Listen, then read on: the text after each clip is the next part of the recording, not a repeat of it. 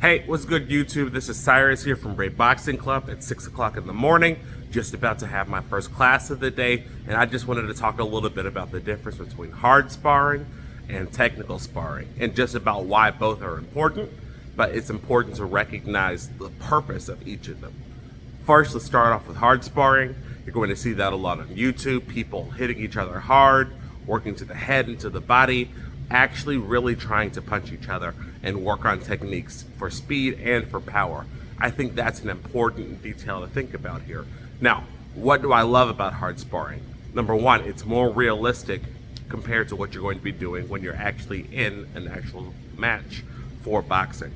Secondarily, it helps you figure out how to be able to put together a good defense and figure out an offense that will help make sure that you get respect and make sure that people just don't run up on you and try to walk you down.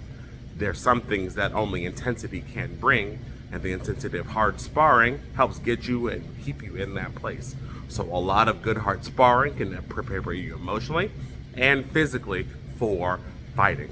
Now on the other end, there's technical sparring.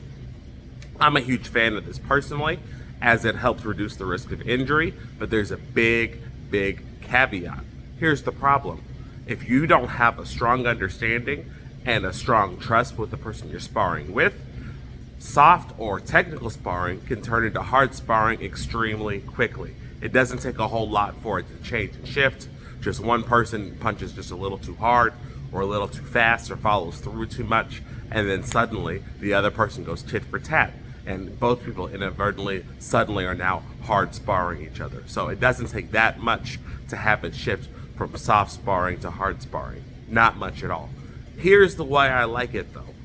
When you're practicing with a good partner and you have a strong understanding about what you're trying to work on technique-wise, it turns more from sparring to an extended drill, where I have a set of things I'm trying to work on, whether it's maybe extending my jab, whether it's trying to work on a specific set of defensive principles, and I can do things that I'm bad at without risk or fear of getting knocked out. So it's a great place to experiment and practice and get better. Learn how to do things optimally, so that way when I go into hard sparring later on, I have more experience and it's not my first time trying a move with a real person in front of me. So I believe both are important together. Soft or technical sparring is all about training optimally, figuring out the right set of conditions in order to do a set of moves. So the answer for technical and soft sparring isn't to punch harder or faster, but to use great technique and great strategy. While hard sparring is great technique and great strategy, but now you have to make sure that you can handle the intensity and the speed and the power that comes along with it. So some strategies only work for soft sparring, and when you try to bring them into hard sparring, they don't work, so it's important to see that. But then at the same time, some strategies that you want to practice and get better at, they're very hard to get better at in hard sparring just because of the conditions you're in and the fact that they're going to make you pay if you don't do it perfectly. So it's important to be cognizant of the fact that you are not fighting hard when you're doing soft sparring, and that people are allowing you to practice the move, and when they make you pay, it's not going to be as costly or as painful. So understanding those differences is useful and will help you improve in your boxing. I'm a huge fan of both.